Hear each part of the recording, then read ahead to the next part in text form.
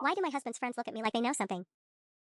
The way Jake's eyes crinkled at the corners when he saw me walk into the barbecue should have been my first real warning.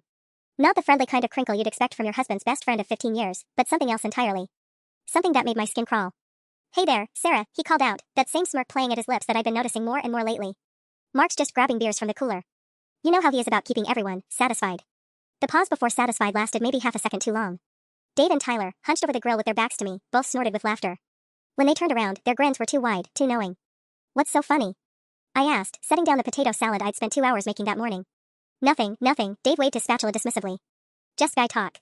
You know how it is. But I didn't know how it was. That was the problem. This had been happening for months now. Every time Mark and I showed up to one of their gatherings, game nights at Jake's apartment, Tyler's housewarming party in March, even casual dinners at Dave and Melissa's place, I'd catch these looks. These little exchanges between Mark's college buddies that made me feel like I was standing on the outside of some inside joke. Mark emerged from the house carrying a 6-pack of Corona, his face lighting up when he saw me. Babe. You made it.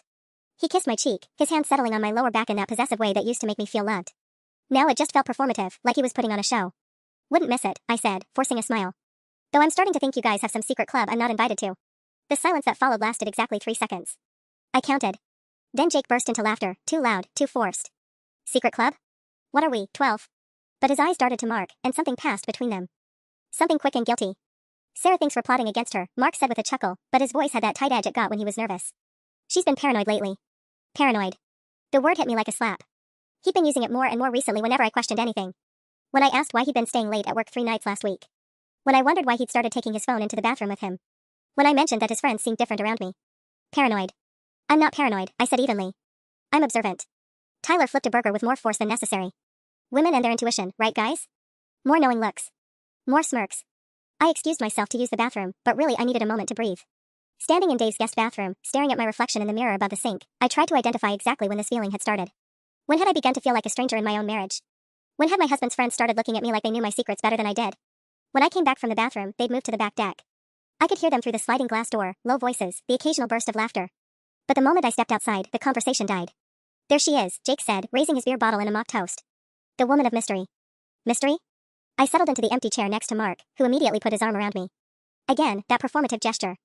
I'm about as mysterious as a golden retriever. Oh, I don't know about that, Tyler said, and there was something in his tone that made my stomach tighten. You've got some surprises, don't you, Sarah?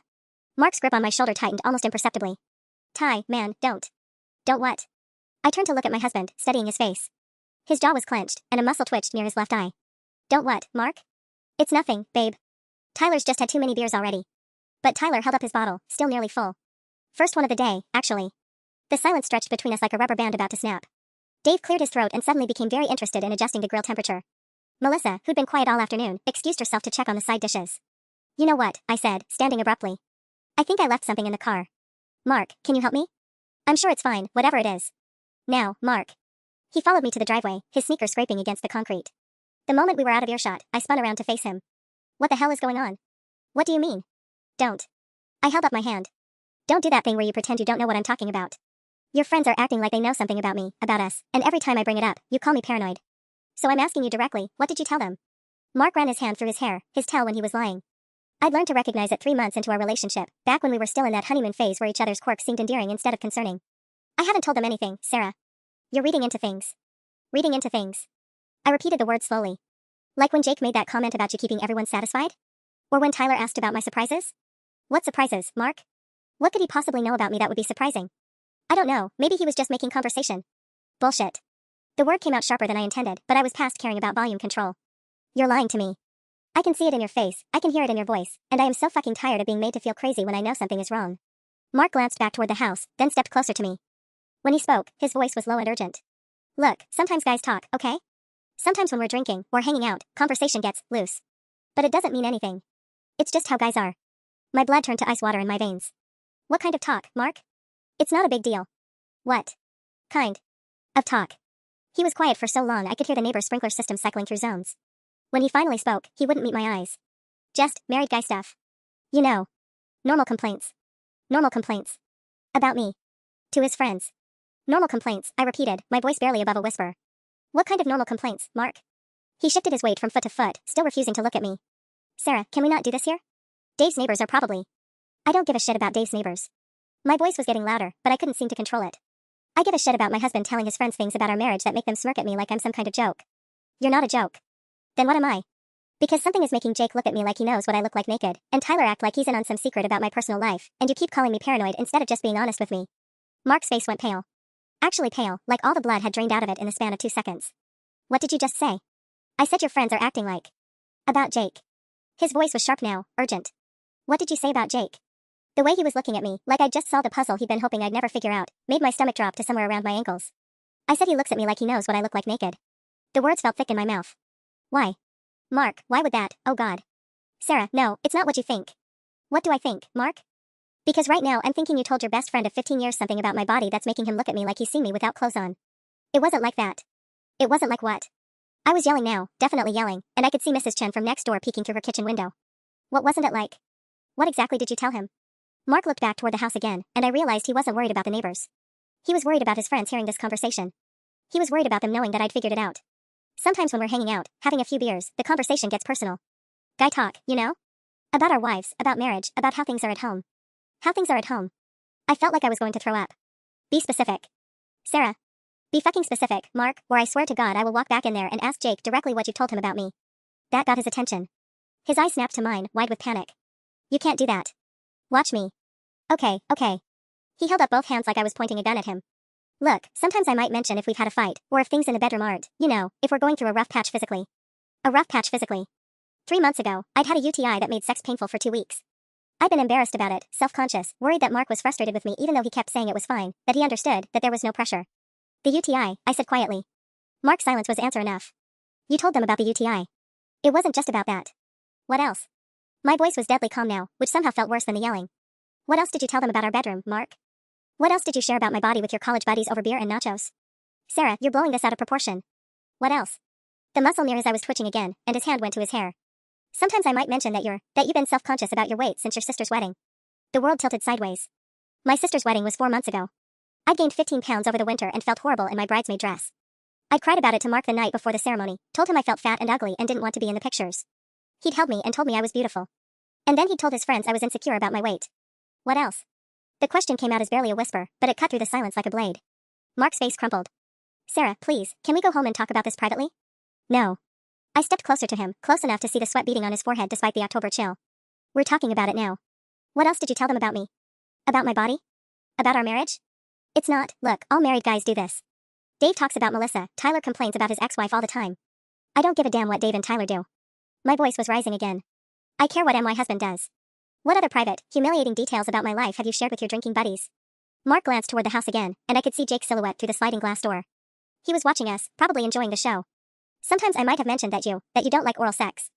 The words hit me like a physical blow. I actually staggered backward a step. I never said I don't like it. But you never want to. I told you it makes me feel self-conscious sometimes. I told you I needed you to be patient with me because my ex used to pressure me about it and it gave me anxiety. My hands were shaking now. That was a private conversation about my sexual trauma, Mark.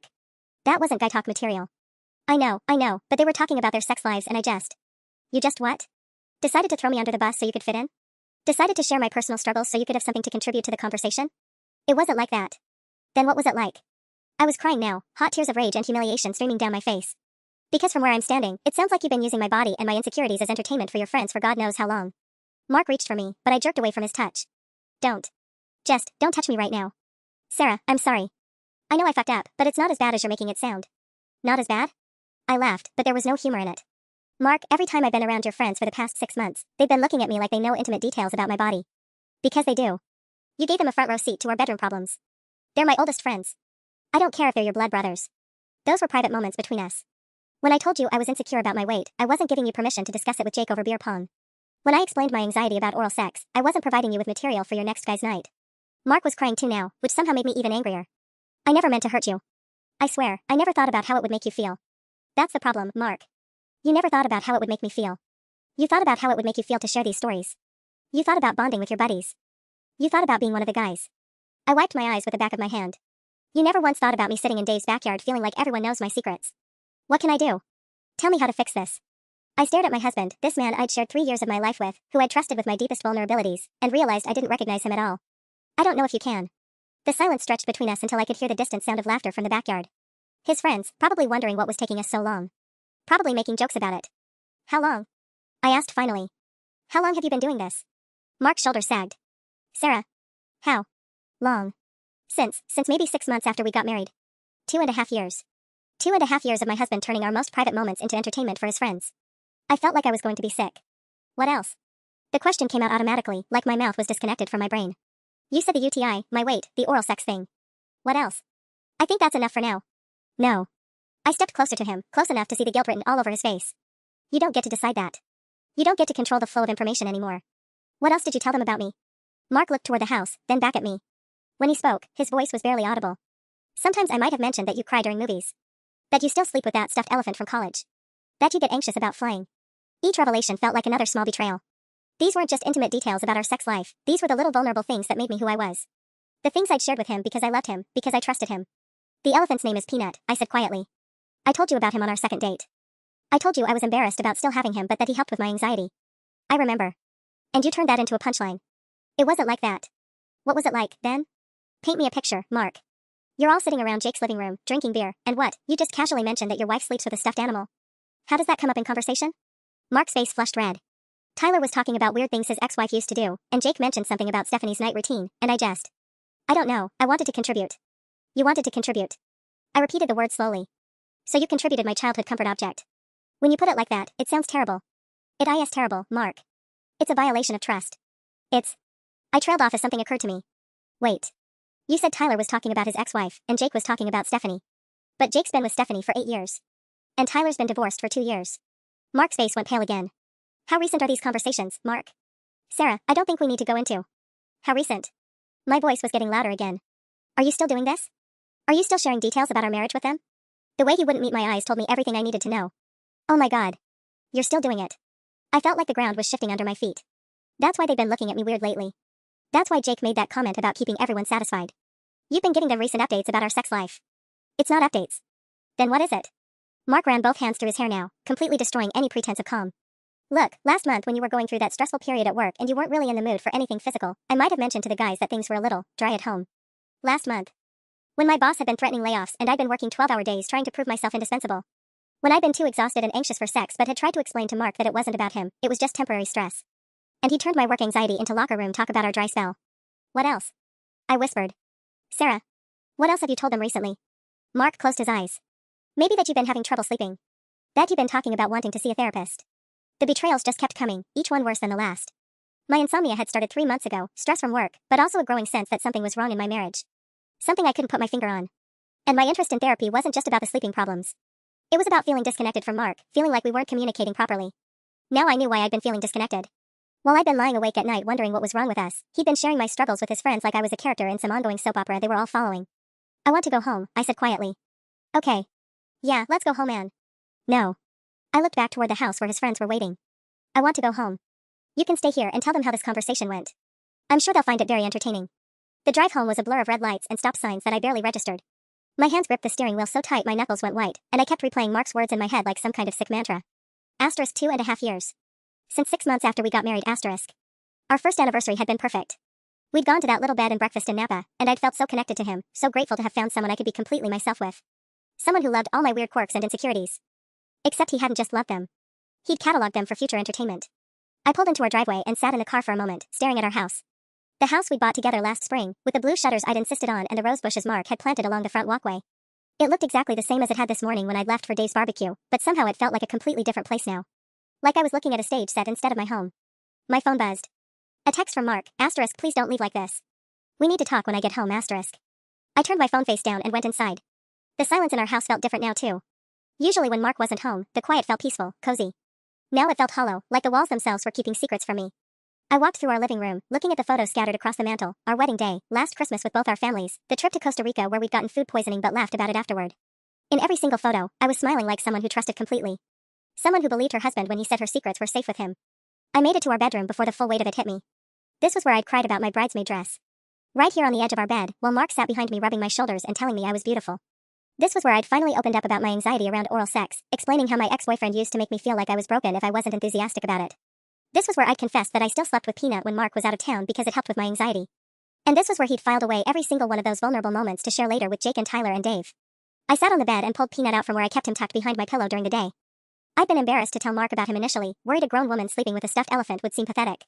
But Mark had been so sweet about it, had even bought Peanut a tiny baseball cap as a joke gift for my birthday last year.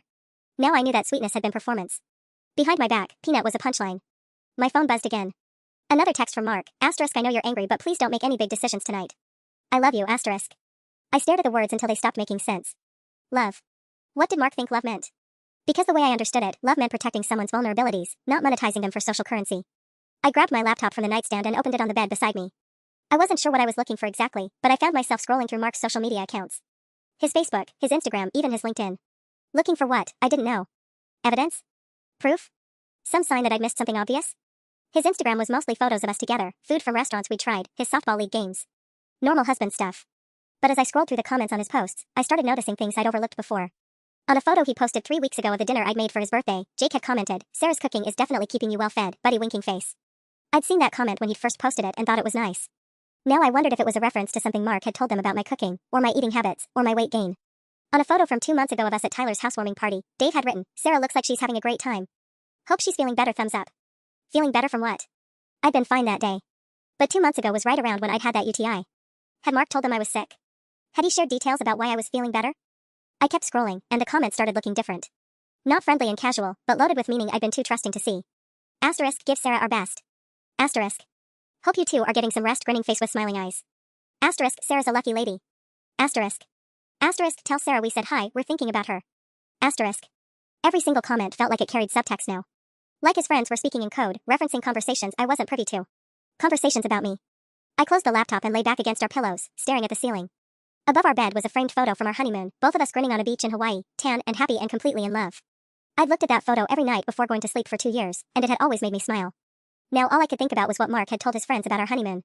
Had he shared details about our sex life during those 5 days? Had he mentioned that I'd gotten sunburned on the first day and felt self-conscious about how red my shoulders looked? Had he told them about the night I'd had too much wine at dinner and cried because I was so happy to be married to him? My phone rang. Mark's ringtone, our song by Taylor Swift, which had been playing in the restaurant where he'd proposed. I used to love hearing it. Now it made my stomach turn. I let it go to voicemail. Then it rang again. And again. On the 4th call, I finally answered. What, Mark? Thank God, I thought you might have done something. Something what? Something dramatic? Something crazy? Something you could tell your friends about later? Sarah, please. I'm coming home right now. Don't go anywhere, okay? Just stay put until I get there. I'm not going anywhere. I sat up in bed, suddenly feeling more clear-headed than I had all afternoon. But we're not done talking. I want to know everything, Mark. Every single thing you've shared about me with your friends. I want a complete list. We can talk about whatever you want when I get home. Good. Because I've got questions. I looked at the laptop beside me. Lots of questions. I hung up and immediately opened my laptop again, but this time I navigated to something I'd never thought to check before, Mark's email. We'd shared passwords years ago, back when we were first living together and needed to coordinate schedules and bills. I'd never used his login for anything other than adding events to our shared calendar, but desperate times called for desperate measures. His Gmail loaded, and I scrolled through recent emails. Work stuff, mostly. A few confirmations for dinner reservations. Nothing suspicious until I saw an email thread from 2 weeks ago with the subject line, Jake's fantasy football trash talk, that had 17 messages in it. I clicked it open, expecting to see the usual sports nonsense. Instead, I found something that made my blood run cold. The thread had started as actual fantasy football discussion, but somewhere around message 8, it had devolved into exactly what I was afraid of. Jake had written, asterisk speaking of tight ends, how's married life treating you, Mark? Sarah still keeping you on that performance schedule? Asterisk. Performance schedule. What the hell was a performance schedule? Mark's response, sent at 11:47 p.m. while I'd been asleep next to him, asterisk lol. She's been reading those articles again about optimal frequency for couples our age. Twice a week, scheduled for Wednesdays and Sundays like we're running a business. Asterisk. I stared at the screen, my heart hammering against my ribs. 2 months ago, I'd been worried that our sex life was becoming routine, so I'd done some research about maintaining intimacy in long-term relationships. I'd shared what I'd learned with Mark, not as some rigid schedule, but as a conversation about making sure we stayed connected despite our busy work lives. And he'd turned it into a punchline about me being clinical and demanding. Tyler had responded, asterisk bro, you're getting more action than me and you're complaining about it? My ex used to put me on rations. Asterisk. Dave chimed in, asterisk at least Sarah's still interested. Melissa's been too tired for 3 weeks straight. Must be nice to have a wife who's still trying. Asterisk. Then Jake again, asterisk Sarah's always been the organized type though, right? I bet she has a color-coded calendar for everything. Tuesday, grocery shopping. Wednesday, sex with husband. Thursday, Pilates. Asterisk. Mark's response made me want to throw the laptop across the room, asterisk you joke, but she literally does have our intimacy schedule in the same Google Calendar as her dentist appointments. I get notifications on my phone. Reminder, quality time with Mark, 8 p.m. Asterisk. More laughing emojis. More jokes about my organizational habits, my Google Calendar, my attempts to prioritize our marriage. They were all having a hilarious time dissecting how I tried to maintain intimacy with my husband. But it got worse. Tyler, asterisk, does she actually call it quality time in the calendar? Asterisk. Mark, asterisk private time usually. Sometimes us time. Last week she put romance and I couldn't stop laughing. Asterisk. Jake, asterisk, screenshots or it didn't happen. Asterisk. My stomach dropped into my shoes. Surely Mark hadn't, he wouldn't have. But there it was. 3 messages down, Mark had sent a screenshot of our shared Google Calendar. My work meetings, my yoga classes, my lunch with my sister, and yes, blocked out in purple, the private time slots I'd added to make sure we didn't let our marriage get lost in the chaos of our schedules. He'd sent his friends a screenshot of our shared calendar, complete with my personal appointments, so they could all laugh at how I tried to schedule intimacy with my own husband. The thread continued for 6 more messages, each one making me feel sicker. Dave, asterisk lunch with mom 12:30, romance 8 o'clock, I'm dying. Sarah runs her marriage like a CEO. Asterisk. Tyler, asterisk at least you know what you're getting and when. Reliability is sexy, right guys? Asterisk. Jake, asterisk Mark's living the dream, a wife who schedules sex and actually shows up for the appointments. Asterisk. And Mark's final message, sent at 12:23 a.m., asterisk can't complain. She takes it as seriously as everything else she puts on that calendar. Very thorough. Asterisk. The word thorough was somehow the most humiliating part of the entire thread. The way he'd used it, the ellipses before it, I could practically hear the smirk in his typing. I slammed the laptop shut just as I heard Mark's car in the driveway. I heard Mark's key in the front door, but I couldn't move from our bed. The laptop sat closed beside me like a piece of evidence I wasn't ready to present yet. My hands were shaking so badly I had to clench them into fists to make it stop. Sarah? His voice carried up the stairs, cautious and hopeful. Babe, I'm home. Can we talk? I wanted to scream down to him that we were way past talking, that I'd found his little email thread, that I knew exactly how thorough he thought I was in bed. Instead, I sat in silence, listening to his footsteps on the stairs. He appeared in our doorway looking like a man preparing for execution. His hair was disheveled from running his hands through it, and his shirt had a barbecue sauce stain near the collar. He looked so normal, so much like a husband I'd woken up next to this morning, that for a split second I wondered if I was losing my mind. I brought you something, he said quietly, holding up a container of Dave's famous chocolate chip cookies. I know they're your favorite. The gesture was so tone-deaf, so completely missing the point, that I almost laughed. You brought me cookies. As an apology for sharing intimate details about our sex life with your friends for 2.5 years. It's not an apology, it's just. I thought maybe while we talked. He trailed off, apparently realizing how ridiculous he sounded. Mark, what's a performance schedule? The color drained from his face so quickly I thought he might pass out. What? You told Jake I have you on a performance schedule. I want to know what that means. He set the cookies on our dresser with hands that weren't quite steady. Sarah, how did you? Does it matter how I know? Just answer the question. Mark sat heavily on the edge of our bed, keeping several feet of distance between us. It was just, you know how you like to plan things. And when you started putting our time together on the calendar, the guys thought it was funny. Funny how? Not mean funny, he said quickly. Just different. Most couples don't schedule intimacy like that. Most couples don't need to schedule it because most husbands don't work 60-hour weeks and then spend their weekends at barbecues with friends who apparently know more about their wives' bodies than their wives realize. He winced. That's not fair. Fair? I stood up so abruptly that Peanut tumbled off my lap onto the floor. You want to talk about fair? Is it fair that Jake knows I cry during movies? Is it fair that Tyler knows about my UTI? Is it fair that Dave has seen a screenshot of my personal calendar so he can laugh about how I scheduled romance with my own husband? Mark's face went white. You saw the email. I saw the email. All 17 messages of it. Your friends having a grand time dissecting my attempts to prioritize our marriage while you provided color commentary about how thorough I am. Sarah, that's not what. What did you mean by thorough, Mark? I stepped closer to him, watching him shrink back. Paint me a picture. When you told your buddies I was thorough, what exactly were you sharing about what I do in this bed? I didn't mean anything specific. Bullshit. You don't use a word like thorough with ellipses before it at 12:23 in the morning unless you're implying something very specific about your wife's sexual performance. Mark buried his face in his hands. God, Sarah, when you repeat it back like that, it sounds so much worse than it felt at the time. How did it feel at the time? Like bonding with my friends. Like being part of the conversation. They all share stuff about their relationships, and I felt left out if I didn't contribute. So you contributed me. My body, my insecurities, my attempts to be a good wife. I sat back down on the bed, suddenly exhausted. Tell me about the screenshot, Mark. How did that conversation go? Did Jake ask for proof, and you just happily handed over our private calendar? Or did you offer it up yourself? He was joking around, and I wanted to show them you weren't being unreasonable or anything. That it was actually kind of sweet how you tried to make sure we didn't lose connection. By showing them my personal appointments. My lunch with my mother, my work meetings, my yoga classes. You gave them access to my entire schedule so they could laugh at the romance blocks. Mark's shoulders sagged. I didn't think about it like that. What did you think about it like? I thought it was harmless. Just guys being guys. I thought.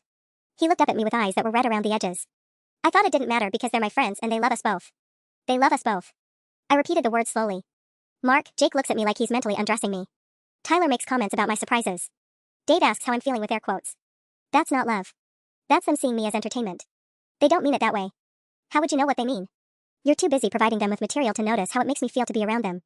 I picked Peanut up from the floor and held him against my chest. When was the last time you told them something positive about me that wasn't sexual? Mark was quiet for a long moment. What do you mean? I mean, when was the last time you bragged about my promotion at work? Or mentioned that I'd been volunteering at the animal shelter? Or told them about how I spent 3 hours making that potato salad for Dave's barbecue because I wanted to contribute something special? The silence stretched between us until I had my answer. You don't, do you? The only things you share about me are my problems, my insecurities, and our bedroom life. I'm not a person to them, Mark. I'm a collection of embarrassing stories you tell for laughs. That's not true. Then what was the last positive thing you told them about me? Mark opened his mouth, then closed it again. Then opened it again like a fish gasping for air. That's what I thought. The silence that followed my question felt like it could suffocate us both. Mark sat there opening and closing his mouth like he was trying to solve some impossible equation, and I realized that in 2.5 years of marriage, my husband had never once felt compelled to share anything good about me with his closest friends.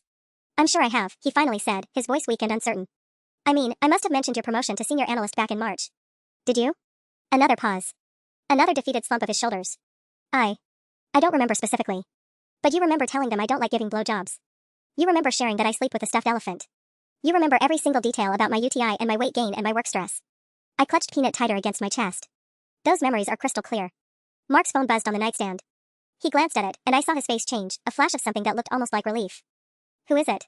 Just Jake, checking if everything's okay. Show me. Sarah. Show me the message, Mark. He handed me his phone with obvious reluctance. Jake's text read, *, everything cool? You guys left pretty quickly. Sarah seemed upset. *. I scrolled up to see the previous messages in their thread. What I found made my stomach clench all over again. 3 hours ago, right around the time Mark and I had been having our confrontation in Dave's driveway, Mark had sent, * Houston, we have a problem. Sarah's figured some stuff out. *. Jake had responded immediately, * figured out what exactly? *. Mark, * the usual stuff. She knows I've mentioned bedroom issues and some of her insecurities. She's pretty pissed. *. Tyler had joined the conversation, * dude, how much does she know? *. Mark, * not everything. But enough. She's doing that thing where she asks specific questions and won't let it go. *. Jake, * maybe just apologize and promise to keep things private going forward? Women love that accountability bullshit. *. I looked up at Mark, who was watching me read with the expression of someone waiting for a bomb to explode. Women love that accountability bullshit, I read aloud. That's Jake's advice for handling your wife's reasonable expectation of privacy. Sarah, he didn't mean. And you responded to his advice how exactly? I scrolled down to Mark's reply, * yeah, going to do the whole I'm sorry, I'll do better thing and hope she doesn't dig deeper. Pray for me, boys. *. The casual dismissiveness of it, the way he'd reduced my legitimate hurt to something he needed to manage and get past, hit me like a physical blow. The I'm sorry, I'll do better thing, I repeated. That's what you've been doing since you walked in here, isn't it? Following Jake's playbook for handling your dramatic wife. Mark reached for his phone, but I held it away from him. There's more, isn't there? More messages after this? Please don't. I kept scrolling. Dave had chimed in, * just tell her all guys do it. Make it seem normal. She'll get over it. *. Tyler, * or distract her. Take her out for a nice dinner, buy her something pretty. Works every time. *. And Jake's final message, sent 20 minutes ago while Mark had been driving home, * remember, deny, minimize, deflect. Don't admit to more than she already knows. You got this, brother. *. I set the phone down carefully on the nightstand, my hands surprisingly steady despite the rage coursing through my veins. Deny, minimize, deflect, I said quietly. Is that what you've been doing this whole conversation? Following your friend's advice on how to handle me? Mark's face crumpled. It's not like that. It's exactly like that. You weren't coming home to have an honest conversation with your wife. You were coming home to execute a damage control strategy you'd crowdsourced from the same people who think my personal calendar is comedy gold. The weight of it all, not just the original betrayal, but this fresh evidence of how little regard he had for my feelings, settled over me like a heavy blanket. This wasn't just about him sharing private details anymore. This was about him actively conspiring with his friends to manipulate my emotional response to his betrayal. What else don't I know, Mark? I asked, my voice deadly calm. What other conversations are happening about me in your little group chat? I want to see the group chat, I said, my voice cutting through his stammered attempts at explanation. Mark's face went completely white. What group chat? Don't. Just don't. I held out my hand. Your phone. Now. Sarah, there's no group chat, I don't know what you're. Mark, I found the fantasy football email thread where you shared a screenshot of my calendar. You think I'm going to believe there isn't a more convenient way you all stay in touch? I wiggled my fingers impatiently. Phone. Now. He clutched his phone against his chest like a security blanket. Even if there was a group chat, it's mostly just plans for hanging out, sports stuff. Then you won't mind showing me. The silence stretched for 30 seconds that felt like 30 minutes. Finally, Mark's shoulders sagged in defeat, and he handed me his phone. I opened his messaging app and immediately found what I was looking for, a group chat called the Wolfpack with Jake, Tyler, and Dave. The last message was from Jake, sent 12 minutes ago, *, Sarah find anything else or are you in the clear? *. My hand started shaking as I scrolled up.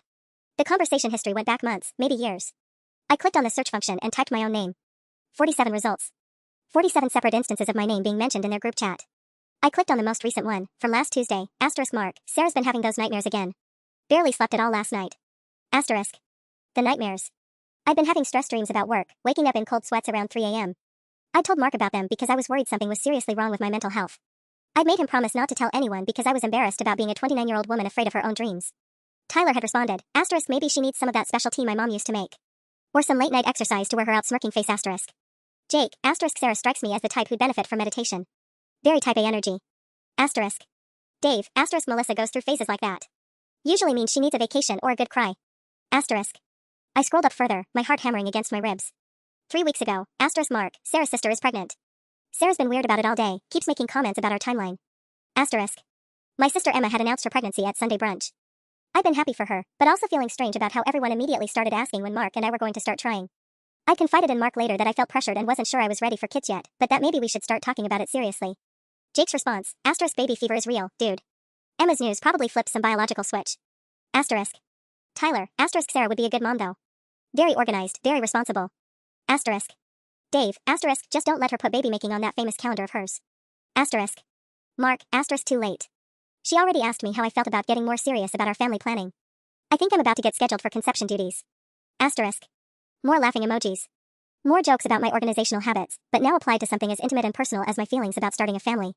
I kept scrolling, finding my name scattered throughout months of their conversations like breadcrumbs marking every private moment Mark had decided to share. My anxiety about Emma's wedding. My excitement about getting promoted. My embarrassment about crying during a commercial for dog adoption. My worry that I was boring because I liked staying home on weekends. Every insecurity, every vulnerable moment, every private confession, all of it documented and dissected by 4 men who treated my inner life like their personal entertainment. But it was the message from 6 weeks ago that finally broke something inside me. Asterisk Mark, I think Sarah might be depressed. She's been really quiet lately, doesn't seem interested in anything. Even turned down sex twice this week. Asterisk. 6 weeks ago, my best friend from college had died in a car accident. I'd been devastated but trying to hold it together because Mark had an important presentation at work and I didn't want to burden him with my grief. I'd been quiet because I was mourning. I'd been uninterested in sex because I was processing loss. And instead of recognizing that I was grieving, instead of asking how he could support me, Mark had diagnosed me as depressed and shared his concerns with his friends. Tyler, asterisk maybe she needs professional help? Therapy or whatever? Asterisk. Jake, asterisk or maybe she just needs to get out of her own head. Sarah seems like the type who overthinks everything. Asterisk. Dave, asterisk Melissa went through a phase like that last year. I just gave her space and let her work through it.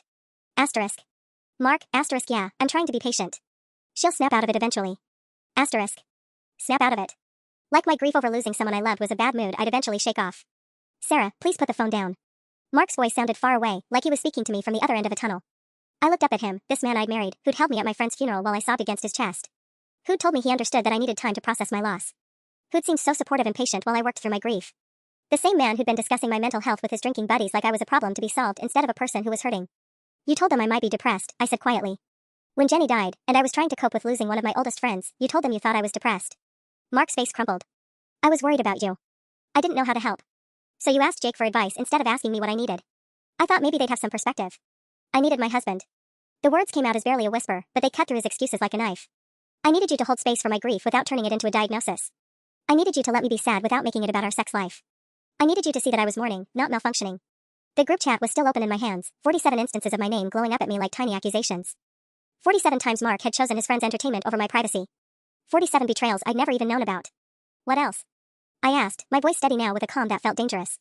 What other major life events of mine have been topics of conversation in the wolf pack? Mark was crying now, tears streaming down his face as he watched our marriage crumble in real time. Sarah, please. What else, Mark? I scrolled further back in the chat, my finger moving almost automatically while Mark sat frozen beside me. The messages blurred together, casual mentions of my period making me moody, jokes about my workout routine after I'd confided I felt out of shape, commentary on my control freak tendencies when I'd organized a surprise birthday party last year. Then I found the message that made my blood turn to ice. Asterisk Mark, Sarah's dad called her crying again last night. 3rd time this month. The dementia is getting worse and she's talking about maybe moving him closer to us. Asterisk. My father's Alzheimer's diagnosis 6 months ago had been devastating. Dad had always been sharp, brilliant, he'd taught mathematics for 40 years before retiring. Watching him forget my name, forget where he was, forget pieces of his own life had been the most heartbreaking experience of my adult life. When he'd started calling me in tears because he couldn't remember how to work his coffee maker, I'd mentioned to Mark that maybe we should consider moving him to a care facility near us. Jake's response, asterisk that's a lot of pressure on a marriage, dude. Melissa's mom lived with us for 2 months and I almost filed for divorce. Asterisk.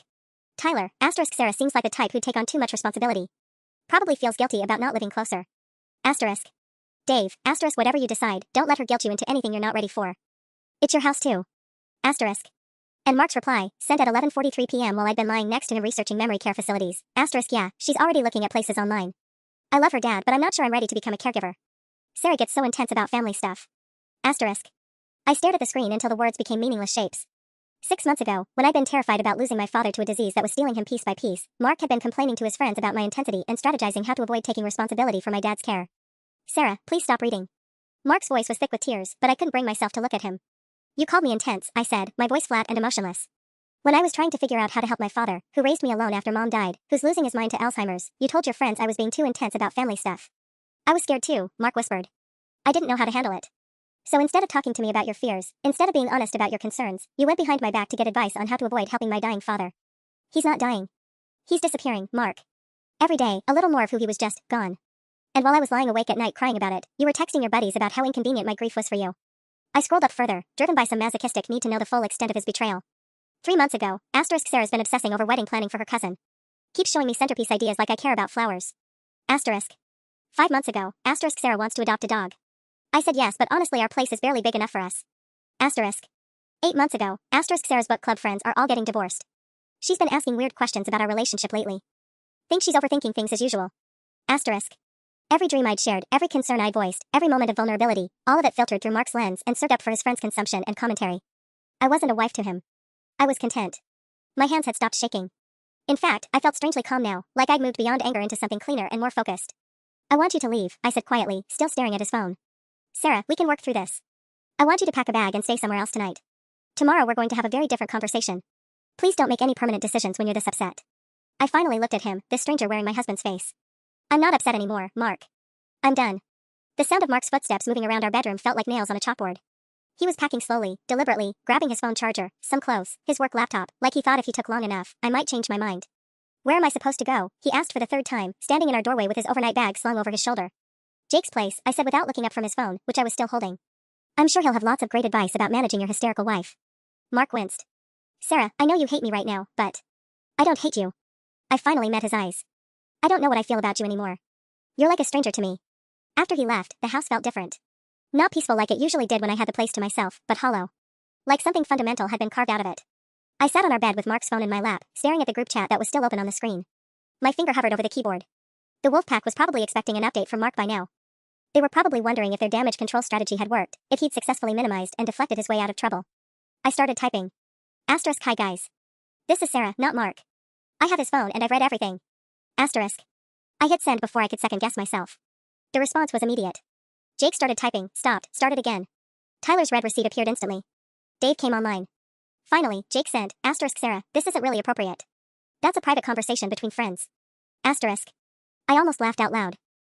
Private? You mean like my medical issues were private? Like my relationship with my father was private? Like my grief over losing my best friend was private? Tyler jumped in, look, we're sorry if Mark shared too much, but guys talk. It's normal. Normal, I typed back. Got it. So it would be normal if I shared details about your divorce with my book club, Tyler? About how your ex-wife left you because you couldn't hold down a job? That would just be girls being girls, right? The typing indicators disappeared. No one was responding now. Or maybe I should tell my coworkers about Dave's performance anxiety issues that Melissa mentioned at last year's Christmas party. Just friendly conversation, right Dave? My phone started ringing.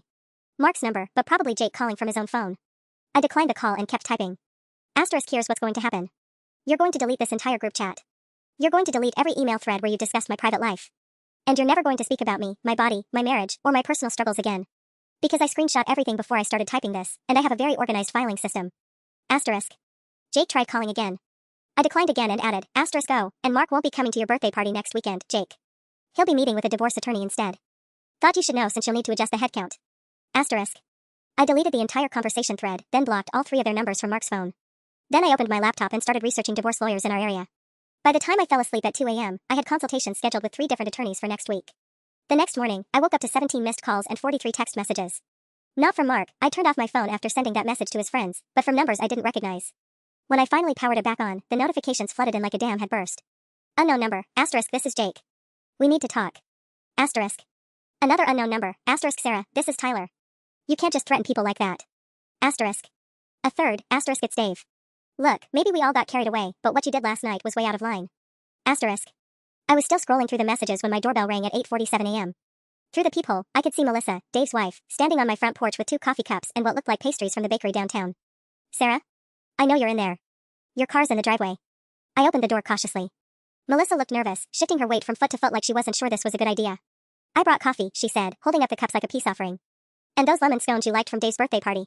Did your husband send you? God, no. Dave doesn't even know I'm here. She glanced around nervously.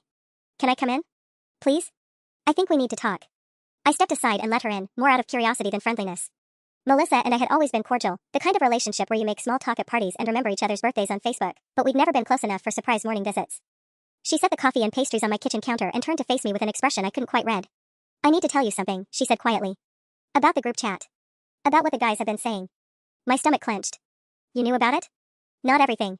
But Dave, sometimes when he's had a few beers, he'll tell me things. Stories about you and Mark that Mark apparently shared with him. She wrapped her arms around herself. I always told him it wasn't right, that he shouldn't be repeating that stuff to me, but he said all guys do it. What kind of stories? Melissa's face flushed red. The UTI thing. Your weight concerns after Emma's wedding.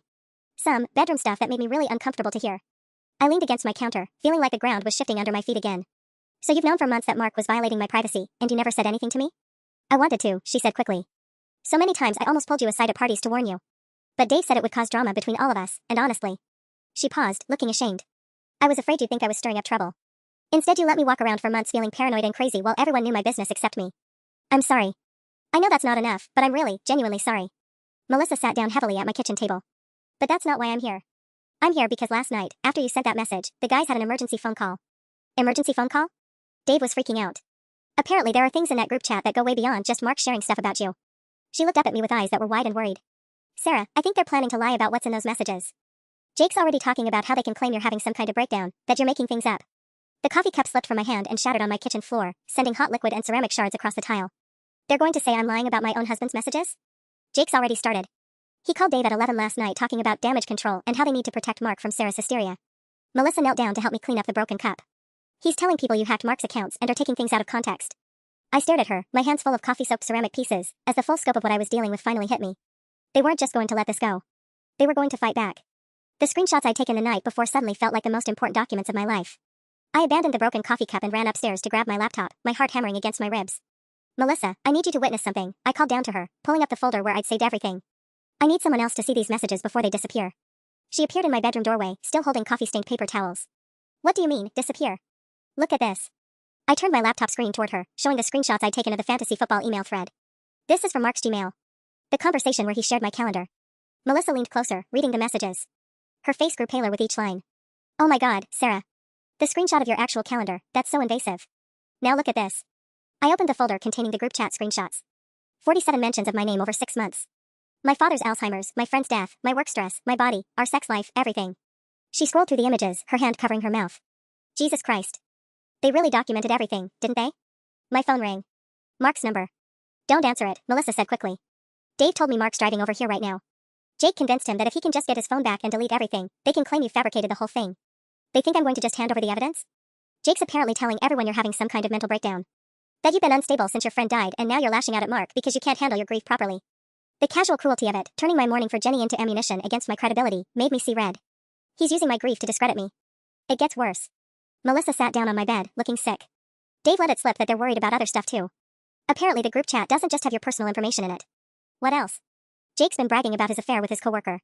Tyler's been asking for advice about hiding assets from his ex-wife during their divorce settlement. Dave's been complaining about our marriage counselor and sharing details from our private sessions. She looked up at me with haunted eyes.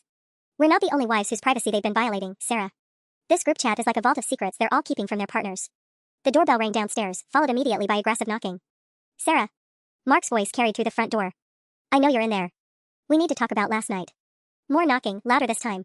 Then Jake's voice, come on, Sarah, open up. You've caused enough drama. He brought Jake with him, I whispered, feeling trapped in my own house. Melissa grabbed my arm. Do you have copies of everything saved somewhere they can't access? Cloud storage, external drive, and I emailed copies to myself at my work account. I've learned something from all those years of being organized that Mark liked to mock. They can't delete what I've got. The knocking became pounding. Sarah, this is ridiculous, Jake shouted. You can't just steal someone's phone and invade their privacy. The irony was so thick I could taste it. He's lecturing me about invading privacy. We need to call someone, Melissa said urgently. A lawyer, the police, someone who can. Sarah. Mark's voice was getting desperate now. I'm not leaving until we talk. I'll stay out here all day if I have to. Tyler's voice joined the chorus. Just give Mark his phone back and we can all forget this happened. Forget this happened. Like 2.5 years of betrayal was just a misunderstanding we could smooth over with good intentions. I looked at Melissa, who was staring at my bedroom window like she was calculating whether we could climb out onto the roof. How badly do you think they want to keep their secrets buried? I asked quietly. Bad enough to spend all night strategizing how to destroy your credibility, she replied. Sarah, these men have everything to lose if their wives find out what's really in that chat. The pounding on my door intensified, and I realized that Mark wasn't just here to get his phone back. He was here to make sure I never told anyone what I'd found. The pounding on my door stopped abruptly, replaced by the sound of hushed but heated arguing on my front porch. I can make out fragments through the window, Mark's voice saying this isn't working and Jake responding with something about plan B. They're regrouping, Melissa whispered, peering through my bedroom curtains. Jake's on his phone now. My laptop chimed with a new email notification. Then another. And another. Sarah, check your email, Melissa said urgently. Something's happening. I opened my inbox to find messages flooding in from addresses I recognized, other wives from our extended social circle. The subject lines made my blood run cold. Asterisk, is this real? Asterisk from Emma, my sister. Girl, call me now, from my coworker Jessica. Holy shit, Sarah, from my book club friend Rachel. With shaking hands, I opened Emma's email. She'd forwarded me a screenshot of a Facebook post that Jake had apparently published 20 minutes ago. Asterisk K everyone, need to ask for prayers and support for our friend Sarah Martinez. She's been struggling with some mental health issues since losing a close friend, and last night she had what can only be described as a breakdown. She hacked into her husband Mark's accounts and has been sending threatening messages to his friends, making wild accusations and claims. Mark is trying to get her the help she needs, but she's barricaded herself in their house and won't let him in. If anyone has experience with mental health crises, please reach out. Hashtag purse for Sarah, hashtag mental health awareness asterisk. The post had 37 likes and dozens of comments expressing concern for my condition and offering resources for Mark to help his poor wife. He actually did it, I breathed. He's publicly painting me as mentally ill. But as I scrolled through more emails, I realized Jake had made a critical error.